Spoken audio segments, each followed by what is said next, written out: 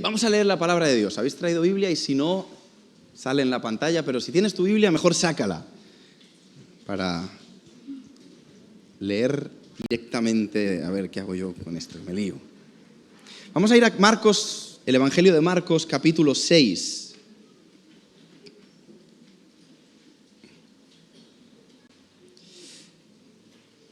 Mateo, Marcos, segundo Evangelio. Si no nos lo aprendíamos de niños, ¿no? Lucas, Juan. Y vamos a ir directamente al versículo 30. Ahí estamos.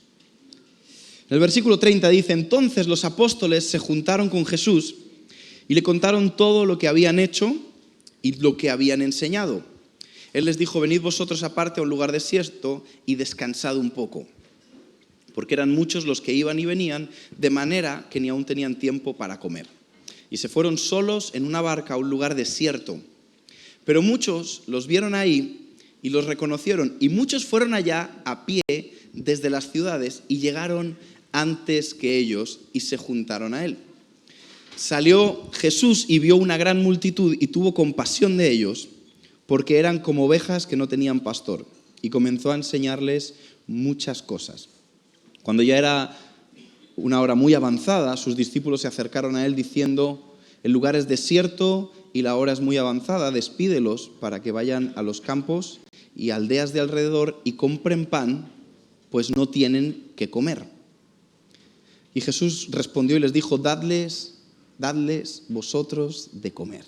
Y ellos le dijeron: que vayamos y compremos pan por 200 denarios y les demos de comer.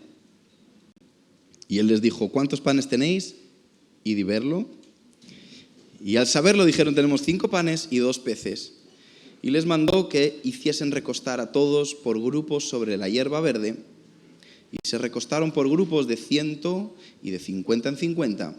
Entonces tomó los panes, los peces, y levantando los ojos al cielo, bendijo y partió los panes y dio a sus discípulos para que los pusiesen delante. Y repartió los 2 panes entre todos. Comieron todos y se saciaron.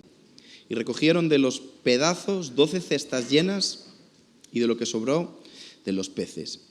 Y los que comieron eran 5.000 hombres. Ahora esta historia la hemos oído alguna vez, ¿sí o no? ¿Cuántos la habéis oído? Por lo menos 10 veces.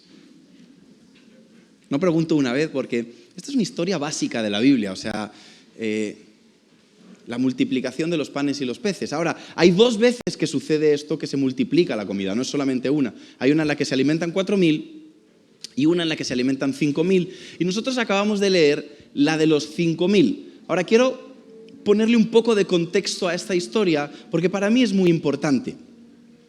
Ellos llegan y empiezan a hablar con Jesús, y dice el primer versículo que hemos leído, el 30, entonces los apóstoles empezaron a contarle a Jesús todo lo que habían hecho y todo lo que habían enseñado. ¿Sí? ¿Estamos bien hasta aquí? Ahora, ¿qué habían hecho y qué habían enseñado? Para entender este contexto en Marcos, vamos a ir un poquito más atrás, hasta el versículo 7.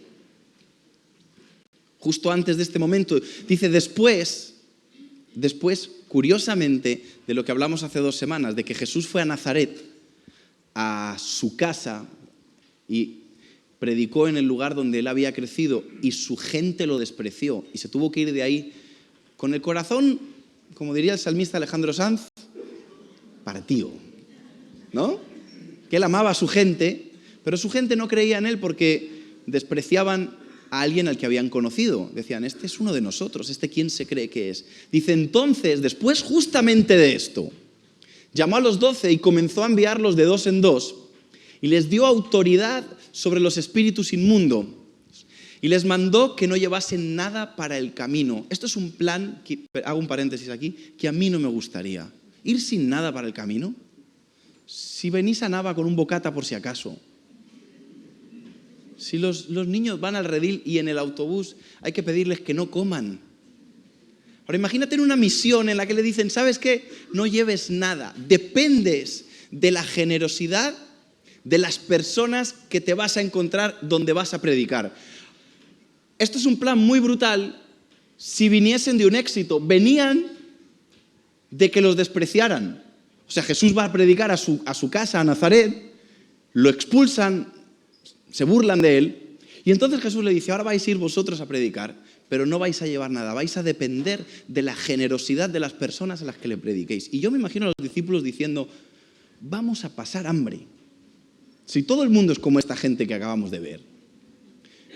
Le dijo, no os llevéis nada para el camino, sino solamente bordón, ni alforja, ni pan, ni dinero en el cinto. O sea, no tenían pan y no tenían para comprar pan, sino que se pusieran unas sandalias y ni siquiera, se llevaran 2 túnicas, ni un cambio de ropa. Esto está guay el primer día. El segundo día, a partir del tercer día, ahí lo que olía era olor fragante. Y les dijo, donde quiera que entréis en una casa, posad en ella hasta que salgáis de aquel lugar. Es decir, al que os abra la puerta, no estéis cambiando de casa. Esa es vuestra casa. Y si en algún lugar, aquí les abre la puerta del desastre, les advierte, le dice, va a haber lugares en los que te van a abrir la puerta de las casas, pero habrá lugares en el que no os recibirán ni os oirán. Salid de allí, sacudid el polvo que está debajo de vuestros pies para testimonio a ellos. De cierto os digo que en aquel día el juicio será más tolerable, el castigo que tenía Sodoma y Gomorra, que el que le va a caer a esta gente, que para aquella ciudad. Y saliendo, predicaban que los hombres se arrepintiesen y echaban fuera muchos demonios. ¿Cuántos demonios? Muchos. Y ungían con aceite a muchos enfermos y los sanaban. Y ahí es donde, después de que ellos empiezan a vivir lo que vamos a llamar un ascenso ministerial, porque hasta ese momento los discípulos eran seguidores de Jesús y Jesús hacía los milagros. Jesús predicaba a la gente y ellos iban con Jesús y organizaban el paseo. Se encargaban de que las mesas estuvieran puestas, si había mesas, se encargaban de que no lo molestaran al maestro. Te pones a leer la Biblia, te das cuenta que iban teniendo unas funciones organizativas. Pero de repente Jesús dice, ¿sabes qué? Mi joven Padawan, ya no vas a ser un organizador de eventos, vais a ir de 2 en 2 y vais a hacer lo que yo hago. Y me imagino que como expectativa la tendrían. Es decir, todos queremos crecer en la vida, pero también en la vida espiritual. Espero que sí. A todos nos gustaría tener más autoridad, a todos nos gustaría poder orar por las personas y que se sanen, poder orar por los endemoniados y que se liberen. A mí me gustaría. Entonces ellos van y empiezan a tener éxito en lo que hacen y vuelven donde Jesús. Recuerda que estamos haciendo contexto. ¿Cuánto tiempo se fueron? No lo sé. La cuestión es que esta historia que hemos leído al principio sale en 3 evangelios. Sale en Lucas, en Marcos y en Mateo. Ahora, en Mateo, fíjate que todos los evangelios dan un punto de vista diferente de las mismas historias. Por eso puedes leer la misma historia y que tenga matices. No es que son historias diferentes, es que si tú y yo vamos a un lugar y estamos juntos, mi perspectiva es una y la tuya es otra. Entonces tú te acuerdas de unas cosas. Es más, cuando empezamos a contar historias de hace años, uno se acuerda de unas cosas y Harvey se acuerda de otras. Porque Harvey tiene una capacidad de memoria, pero aparte Harvey tiene capacidad de memoria para cosas que realmente, Harvey, no importan. ¿Cuántas veces nos recordó Harvey, se llevan la cruz? Algunos ni se acordarán de eso, pero porque Harvey estaba ese momento ahí. El momento en el que cuando estábamos vendiendo nuestro local de Carabanchel a aquellos de, ¿cómo se llamaban? Los del Pare de Sufrir eran, ¿no? Gente rara, tú. Perdón, si nos estáis viendo en vuestras casas, gente rara. Traían una manta, se la ponían arriba por la gente, le daban una flor a los oprimidos. O sea, que si tú llevabas una flor es que te pasaba algo, no podías disimular. Te pasaba algo, te daban una flor, entonces tú decías, este ha hecho algo, mira, le va con una flor. les daban un agua para purificarse. Y luego tenían una cosa rara, que es que pasaban por debajo de una cruz, como un detector de metales del aeropuerto, que imagino que era un detector de pecados, que si te pitaba, te daban la flor. Y un día decidieron que no iban a comprar nuestro local, sino que se iban a ir a otro. Y nosotros no les creíamos porque decimos, estos están negociando porque lo que tú quieras, pero son brasileños. Y nos quieren negociar, nos están haciendo samba para marearnos, nos vamos, no nos vamos. Pero escucha, un día dijeron, ¿nos vamos? Y se llevaron la cruz. Y me acuerdo Harold gritando, ¡se llevan la cruz! La amenaza es de verdad. Nadie se acordaba de eso. Entonces, en esta historia, Marcos se acuerda que antes de llegar a donde Jesús y contarle sus historias, ellos estaban de misión espiritual. Pero Mateo se acuerda de otra cosa. Y si vas a Mateo capítulo 14, en tu Biblia, versículo 11, justo antes de contarte la historia de la multiplicación de los panes y los peces, Mateo se acordaba de algo más que pasó en medio. Cuando los discípulos estaban fuera sanando gente y liberando endemoniados, a Juan el Bautista le cortan la cabeza.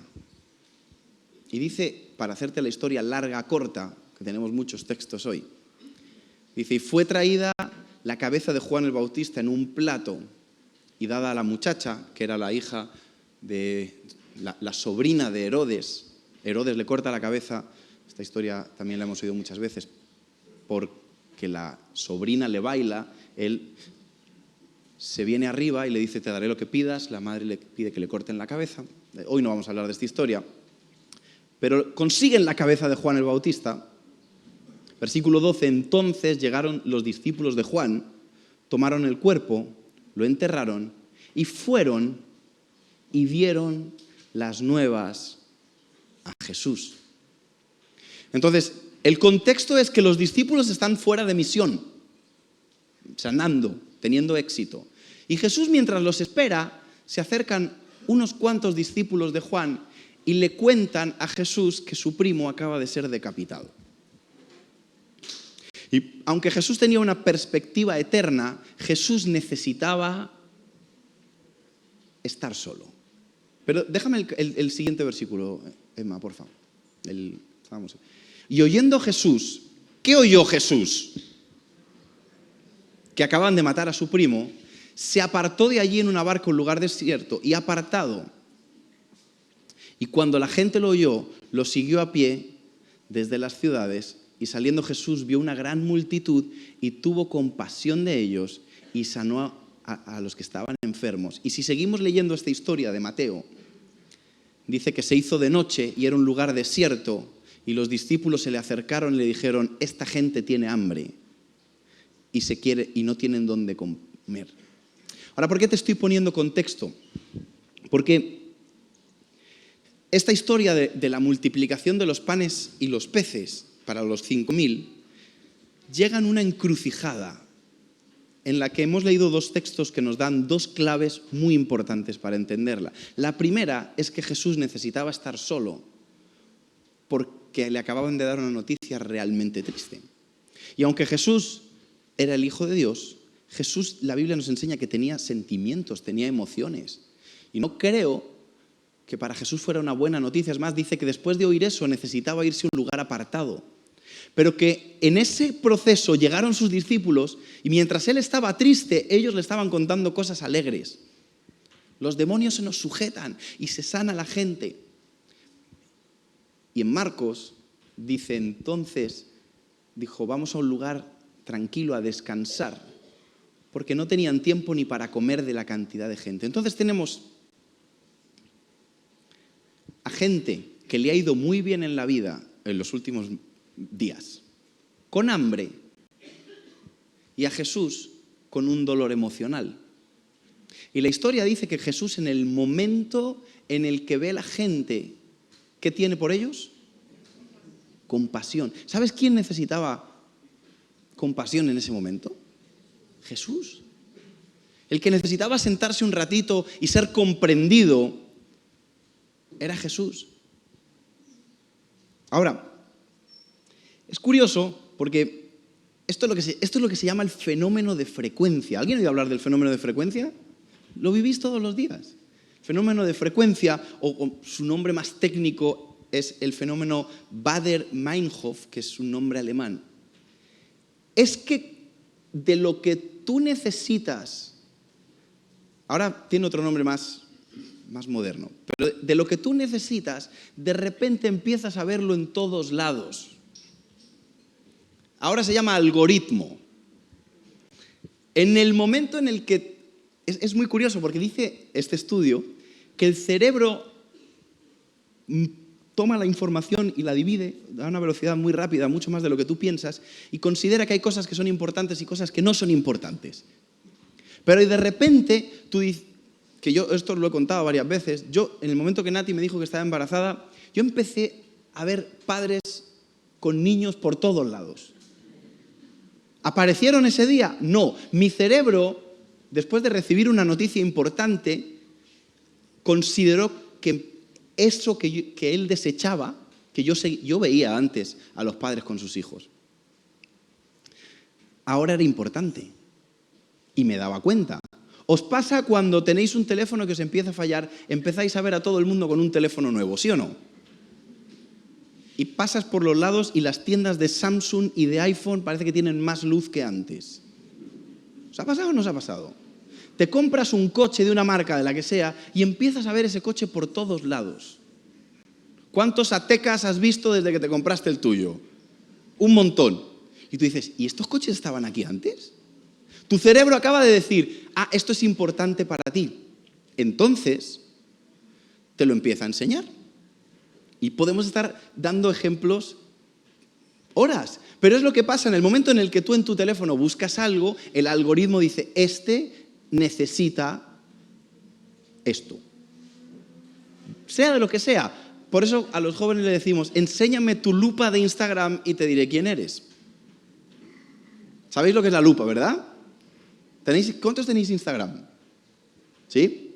Habéis visto que al lado hay una lupa y os sale contenido de gente que no seguís. Eso tiene que ver con lo que habéis buscado antes. Y abrir el teléfono y enseñar esas búsquedas habla de quién eres en tu teléfono.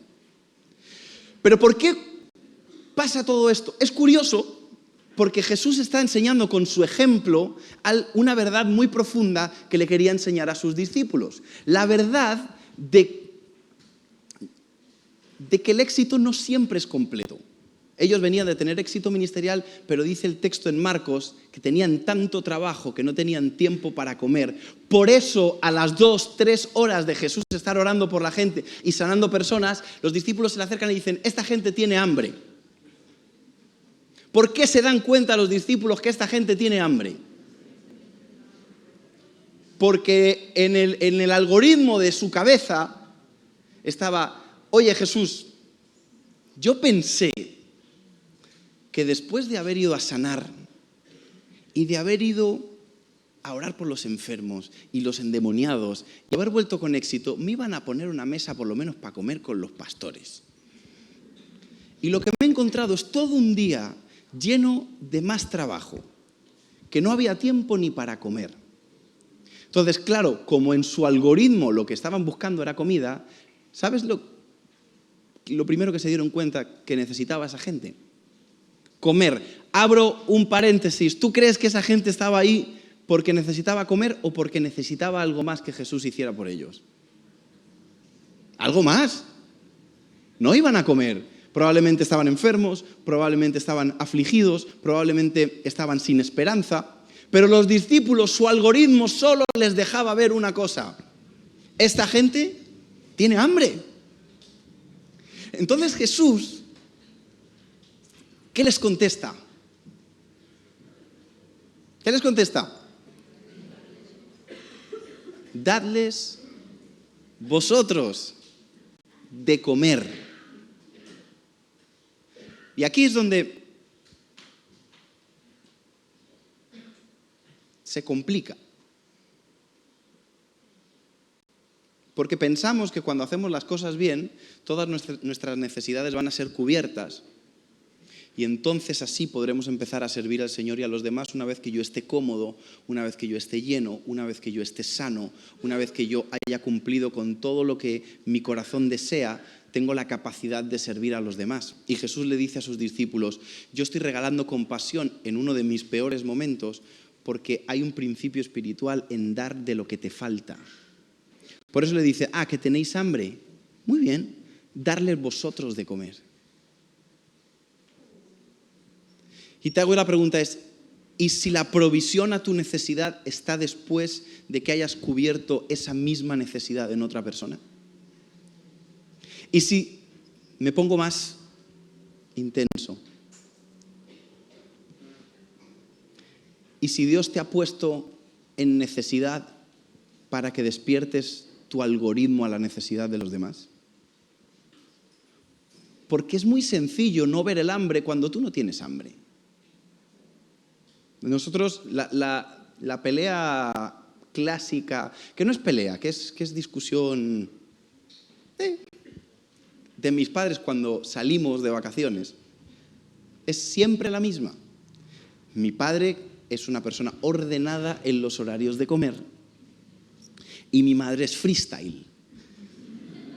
Mi madre duerme cuando le viene, duerme 5 minutos, se levanta llena de energía. Mi padre no, mi padre llega una hora en la que se tiene que dormir, tiene que comer hasta ahora. Y él cuando llega cierta hora, él tiene que comer, tenga o no tenga hambre, porque es la hora de comer.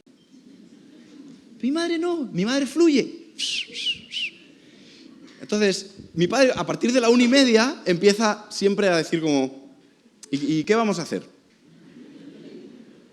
Pero mi madre, como no tiene hambre, porque ella, claro, si son las 11:30 y mi madre pasa por una tienda y hay unos batidos, se los toma. Claro, se llena. Entonces a las 2 no tiene hambre. Pero mi padre no se tomó ese batido porque dice, si me lo tomo a las 2 no tengo hambre. Entonces empiezan a discutir. Bueno, pues paramos a comer. Bueno, sí. No. ¿Por qué? Porque mi madre no tiene hambre y mi padre sí tiene hambre. ¿Y si Jesús te está dando hambre para que aprendas el hambre que tienen los demás? Y que no tiene ninguna intención de saciarte el hambre hasta que tú no hayas visto cómo puedes saciar el hambre a otros. Porque claro, los discípulos, todos tenemos expectativas y ego. Cuando haces algo bien estás esperando una recompensa, no estás esperando que tú con hambre tengas que darle de comer a los demás. Pero la vida cristiana se trata de dar de lo que no tienes. Y dice, y entonces al final de la historia pasan 2 cosas. Una, que sobran 12 cestas de comida y los discípulos por fin se pueden sentar a comer, cada uno una cesta llena. Pero acto seguido, Jesús es reconfortado en su espíritu, en su corazón, en sus emociones. Porque él se sienta, otra historia muy conocida, es justo después de esto, mientras los discípulos comen, pregunta, ¿quién dice la gente que soy? Y empiezan a decirle, eres Juan el Bautista, eres un profeta, eres no sé quién. Y le pregunta, ¿y vosotros quién decís que soy? Y Pedro le dice, tú eres el Cristo, el Hijo del Dios viviente. Pero ese momento tan bonito y tan reconfortante en el que los discípulos estaban con la boca llena de grasa, como cuando vamos al KFC, ¿verdad? Hace años, cuando teníamos la iglesia en Carabanchel, los de la Cruz, comíamos casi siempre en Parque Sur. Y era muy divertido pasar y ver a la gente de la iglesia que venía a la reunión después en KFC llenos de grasa hasta arriba, ¡pastor! Y te querían abrazar y tú... Mira, los discípulos llenos de grasa del pescado, del pan, pero es hasta después que le dieron de comer a 5.000 personas con hambre. Dadle vosotros de comer. ¿Por qué es importante entender el hambre? Y cuando hablo del hambre, hablo de necesidades que tienes emocionales, físicas, económicas, familiares, de lo que tú quieras. Es importante entenderla porque igual que Jesús hace un milagro en el hambre de los discípulos, dice la Biblia que el diablo viene para matar, hurtar y destruir. Y usa la misma estrategia, ponerte gente cerca. Ahora, porque que tenga el mismo hambre para sacarte del propósito de Dios. Por eso encuentras gente con mismas necesidades que se empiezan a perder juntos. Gente que se siente sola y se empiezan a juntar. Gente con desorden económico y empiezan a salir juntos por ahí. Porque en vez de tú tener la claridad de, hey, si estoy sufriendo una necesidad ahora mismo o tengo hambre en algo, es porque Dios me está reseteando el algoritmo. El diablo te pone a alguien al lado y decir, oye, ¿sabes qué? Tenemos los dos hambres. Vamos a dejar a estos que están repartiendo pan y vamos a buscar nosotros comida. Si tú no entiendes que el hambre que tú tienes, Dios la quiere usar para bendecir a otros, eres carne de cañón para otro que también tenga hambre en esa misma área y te lleve por el camino que no es. Por eso tenemos que aprender a identificar en qué áreas tenemos hambre. Tenemos que aprender a ver en qué partes estamos vacíos. A lo mejor es un dolor emocional. Jesús tenía un dolor emocional. Y yo pienso, si yo fuese Jesús diría, tío, no me podéis dejar ni media horita llorar a mi primo. Media horita. Pero los vio y dijo, tengo compasión de ellos. Recuerdo mucho en nuestro proceso, Nati y yo, que ella siempre que alguien se quedaba embarazada le regalaba cosas. Dice, porque en la necesidad que nosotros tenemos es donde tenemos que ser de bendición para los demás. Es algo que tienes que hacer intencionalmente. Si te sientes solo, en vez de decir nadie me llama, tienes que levantar tu teléfono y empezar a llamar. Si te sientes afligido, tienes que abrir los ojos a los afligidos y abrazar al afligido. Pero es que incluso si tienes problemas económicos, es el mejor momento para bendecir a los demás. Porque el reino de los cielos se trata justamente de lo contrario de lo que tú harías. El que quiera ganar su vida, la perderá. Pero el que pierda su vida, la ganará.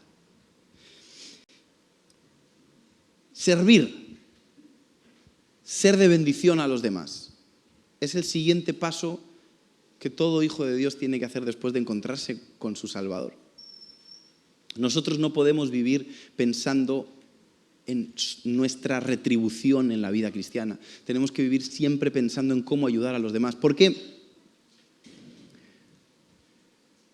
ir a una iglesia en la que supuestamente predican a Jesús y que las personas que estén ahí no tengan una actitud de servicio, es una iglesia que no se parece al Jesús que predican. Y tú puedes preguntar, ¿entonces siempre tengo que ser yo el que pone buena cara? Sí, siempre tienes que ser tú el que pone buena cara. Y si me contestan mal, contestas bien. Ahora tienes hambre de venganza, pero el Señor te está diciendo, en ese hambre que tienes que bendecir a los demás.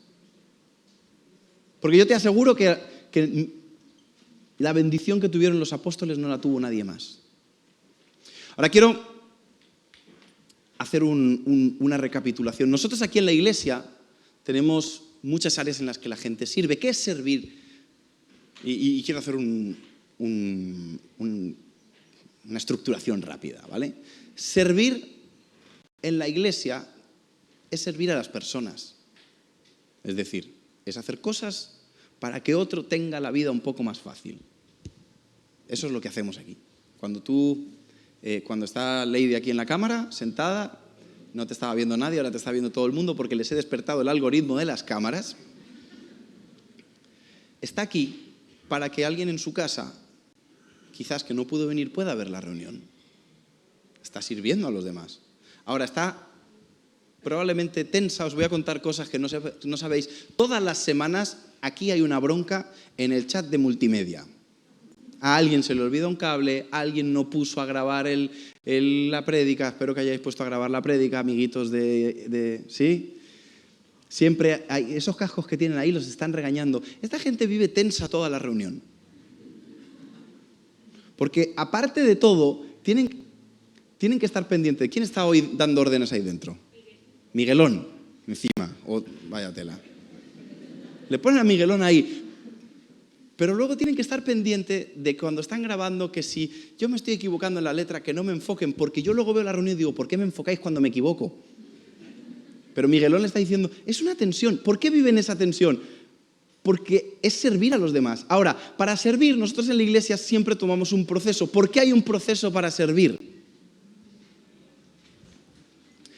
Por dos cosas, principalmente. La primera es porque tú tienes que servir después de que hayas considerado que esta es tu casa. ¿Por qué? O sea, no puedo llegar yo, si me acuerdo que siempre me dice, tengo un amigo que venía, tocaba la guitarra y llevaba como 6 meses en la iglesia y me siento un día y me dice, creo que lo he contado esto, me dice, ¿tú estás enfadado conmigo? Digo, ¿yo por qué? Digo, no, tío, que yo sepa, ¿has hecho algo por lo que me tengo que enfadar? Me dice, no, es que llevo aquí 6 meses y no me has puesto a tocar. Digo, no estoy enfadado contigo, te quedan 6 más. Dice, ¿pero por qué? Digo, porque yo quiero estar seguro de que tú consideras que esta es tu casa, no quiero que toques. Punto número 1, porque si te pongo a tocar y tú dentro de 3 meses dices, ¿sabes qué? Esta no es mi casa. Porque yo no creo que todo el mundo se vaya de las iglesias mal, aunque muchos sí, pero otros no. Simplemente dicen, ¿sabes qué? Este no es el lugar en el que yo quiero estar. Y te quieres ir a otro lado, van a pasar 2 cosas. La primera, que te vas a ir y me vas a dejar un hueco. O la segunda, que te vas a quedar por guardar una responsabilidad y vas a estar aquí de mala gana. El proceso es simplemente asegurarnos que tú consideras que quieres servir en esta casa. Y pongo el ejemplo siempre así. Creemos que en un año has podido ver todos nuestros defectos, porque servir en una iglesia es muy parecido al matrimonio. Tú en el matrimonio no tienes que ver las cosas, miro para acá porque ha coincidido, Tú en el matrimonio no tienes que ver las cosas que te gustan de esa persona, porque eso es muy evidente. Tú tienes que ver las cosas que no te gustan y saber si puedes convivir con ellas. Escúchame, no cambiarlas, porque luego nos casamos con la idea fantástica de, no, cuando me case, va a cambiar. ¿Cuántos lleváis más de 10 años casados? Arriba la mano, fuerte, sí. ¿Qué tal esa teoría? ¿Todo bien en casa? Bueno, gracias. Tú tienes que conocer a la persona y decir, sus áreas débiles no pesan más que las fuertes. Yo tengo que aceptar. Ahora, si cambia, gloria a Dios, bendito sea el Señor. Pero lo más probable, cámara, apúntame cerca, es que no. Cuando tú sirves en una iglesia, en una comunidad, no tienes que ver las cosas que te gustan, tienes que ver las cosas que no te gustan y decir, ¿sabes qué? Las puedo soportar. Esta es mi casa. Porque algunas puede que cambien, pero hay otras que puede que nunca cambien. Jesús les estaba enseñando a sus discípulos, ¿queréis seguirme? ¿Queréis servirme?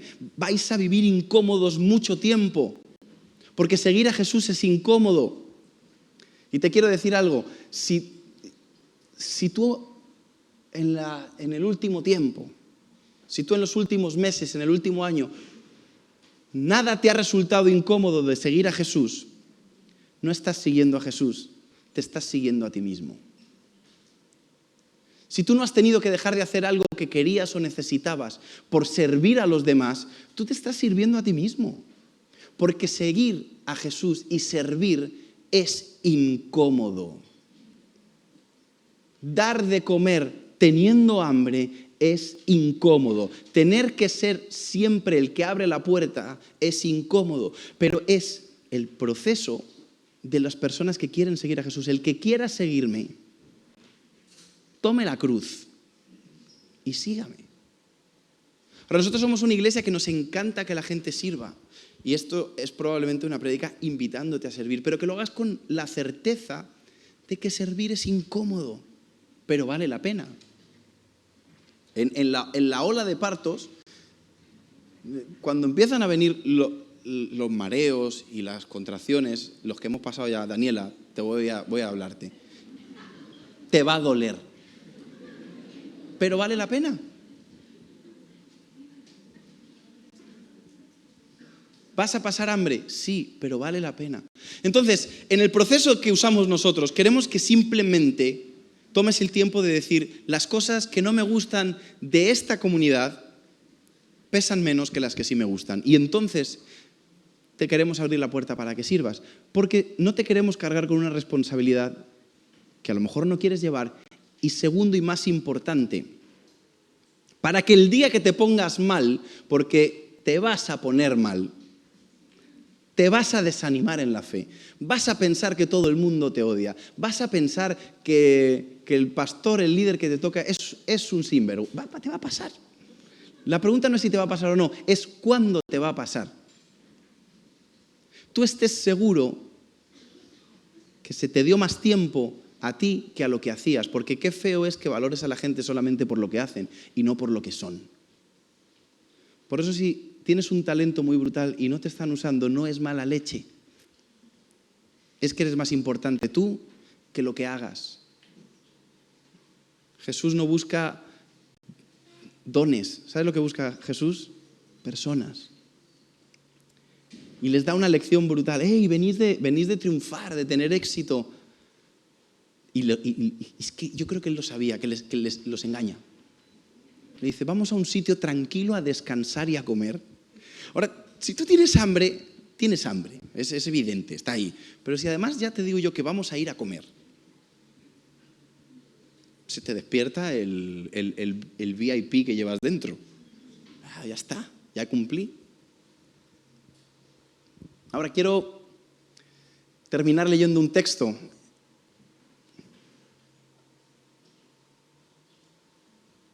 que está en Mateo 6, versículo 25. Que a lo mejor lo habéis oído alguna vez. Dice, por tanto os digo, no os afanéis por vuestra vida, ¿qué habéis de comer o qué habéis de beber?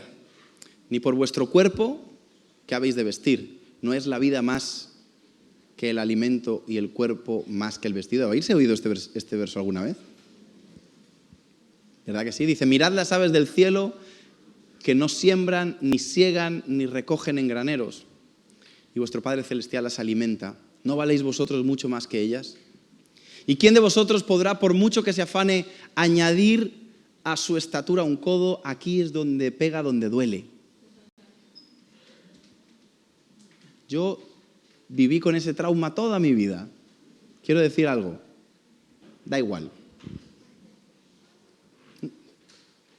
Tenemos un primo, mi tío Freddy, que es alto, pero claro, mi tío Freddy no es tío mío de sangre, es del corazón. Y otro primo que tenemos que quería jugar al baloncesto y era muy bueno y quería triunfar, pero claro, tenía el tamaño de los Castro. Y le preguntó el médico, ¿hay alguien alto en tu familia como para darle esperanza? Y dije, sí, el tío Freddy.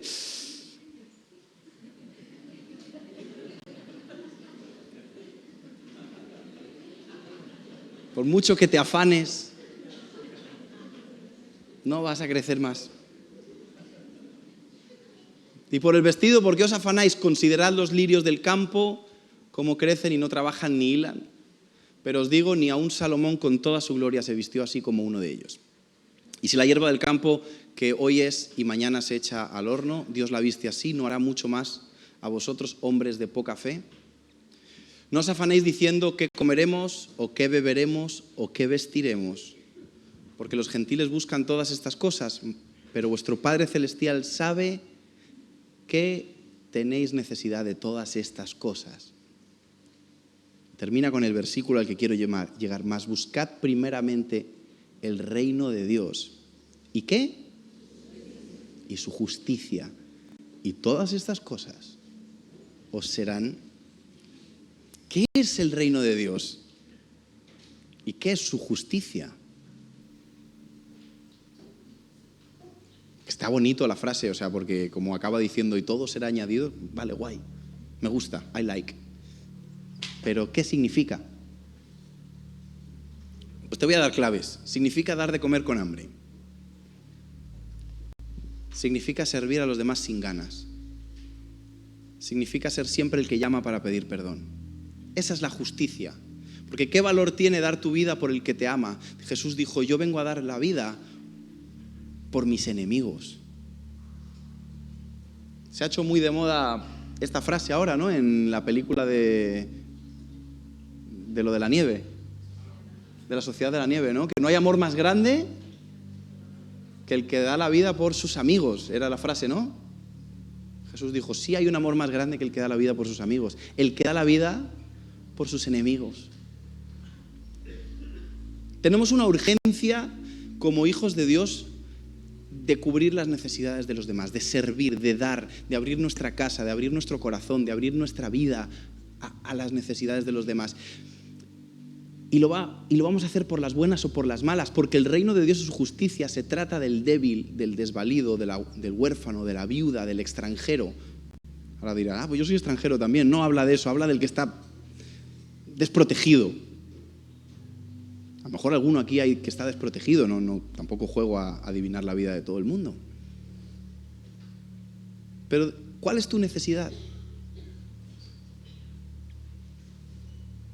Es un buen momento para que recalculemos, quizás si ya has estado sirviendo, porque Jesús dijo una frase muy fuerte: ¿sabéis quién es el mayor? ¿Sabéis quién es el más importante? El que realmente merece aplauso.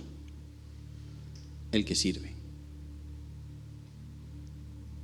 El que da todo el tiempo. Y entonces todo lo demás es añadido. Todas sus necesidades son cubiertas, pero la mayoría del tiempo vamos a vivir incómodos. ¿Es un buen plan? Sí, es un buen plan, pero no es un plan fácil. Pero hemos cantado antes una canción que es nueva, que yo creo que la cantemos ahora después, que hace preguntas. Dice: ¿en qué momento nos olvidamos que esto se trata del perdido? ¿En qué momento nos olvidamos que se trata de buscar al que tiene necesidad, de darle al que tiene hambre? ¿En qué momento empezamos a construir nuestro reino? ¿Qué es construir nuestro reino? Porque aquí ninguno es un rey. Espero que hubieran avisado.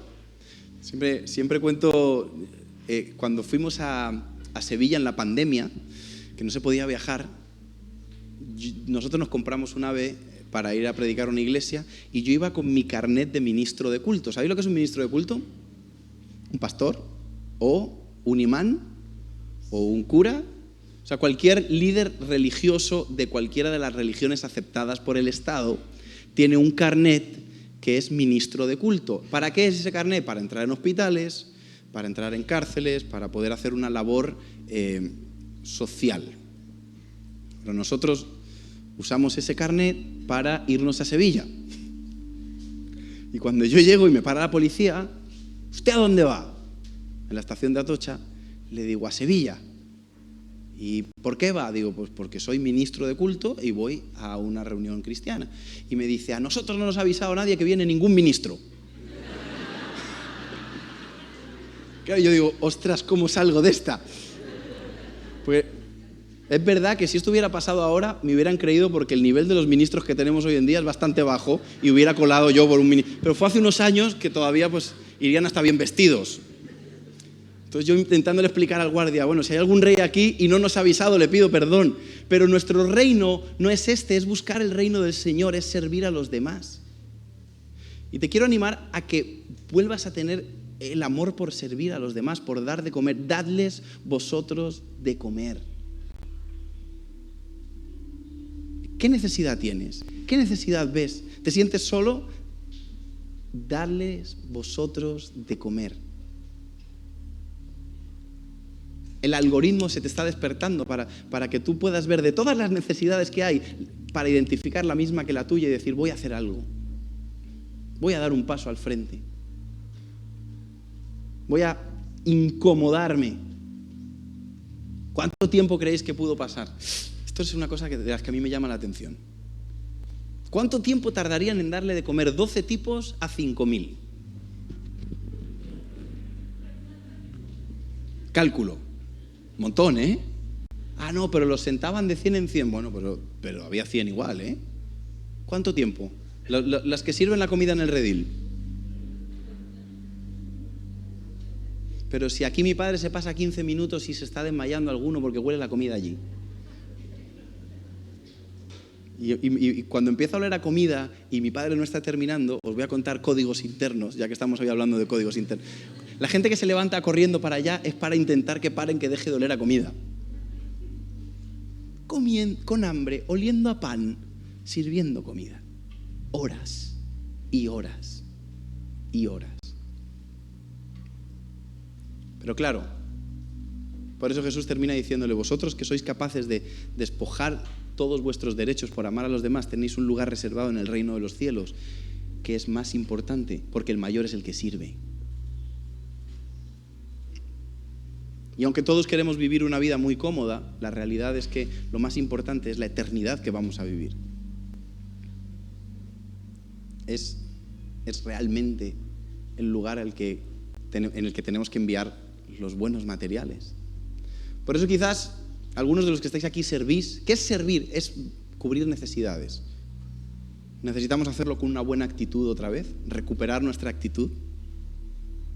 Saber que todo lo que hacemos es para darle de comer a un hambriento, aunque yo también tenga hambre. Y alguno está desesperado porque las cosas no han sido como él esperaba, y te quiero animar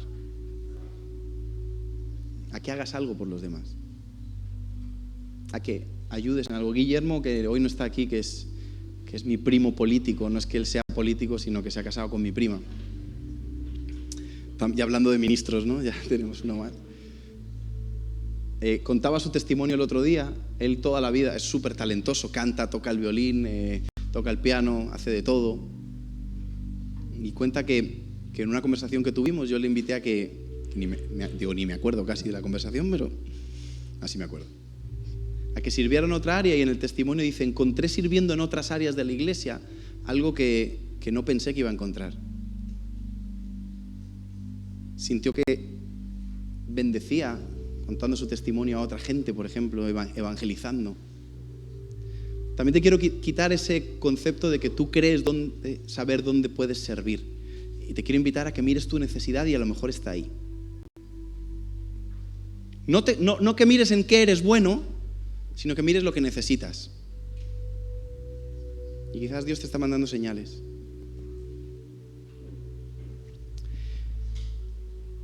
Pero que recuerdes que hay que buscar primeramente el reino de Dios. Y hay un texto en Isaías, no te lo he dado, que es con el que Jesús empieza. Dice: el Espíritu del Señor me ha ungido. ¿En qué está? Perdón. Que Jesús justamente lee ese texto en Isaías: el Espíritu del Señor está sobre mí, por tanto me ha ungido para predicar. Todos mirando, podéis mirarlo vosotros en el teléfono, ya que estáis viendo WhatsApp, ahí está. Jesús no tenía pensado este texto, pero nos ponemos de pie y terminamos leyendo este texto. Dice: el Espíritu del Señor está sobre mí. Esto es lo que lee Jesús el día de su presentación en el templo. El Espíritu... No, pero ponme el otro, perdón, estaba bien ese. No, ya, pero lo ha hecho mejor de lo que yo les lo he dicho. El Espíritu del Señor está sobre mí por cuanto me ha ungido para dar las buenas nuevas ¿a quién? Ayudarme a leer, venga.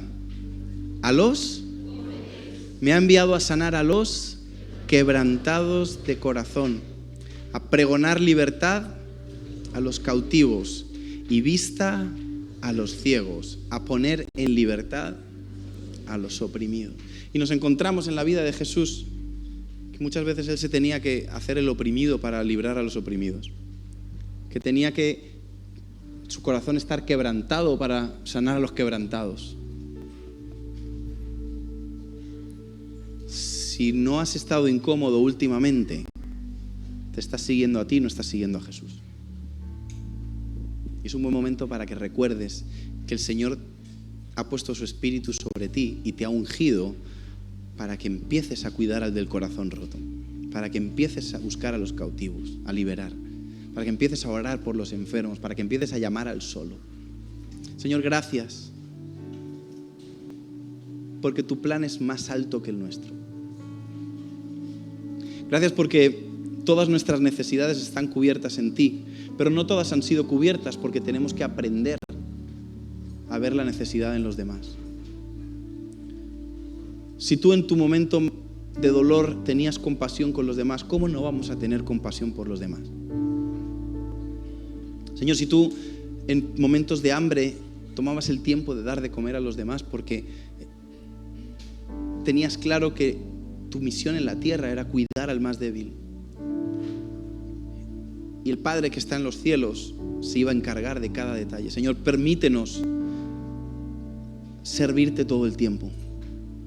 Abrir nuestros ojos a la necesidad, aprender a incomodarnos y buscar ayudar al resto, Señor. Porque es ahí donde encontramos nuestra plenitud. Es ahí donde encontramos el propósito por el que hemos sido llamados y salvados por ti. No es solamente para que estemos bien. No hemos sido llamados a construir nuestro reino. Hemos sido llamados a construir tu reino. Por eso, Padre, perdón si lo que hemos hecho ha sido construirnos nosotros.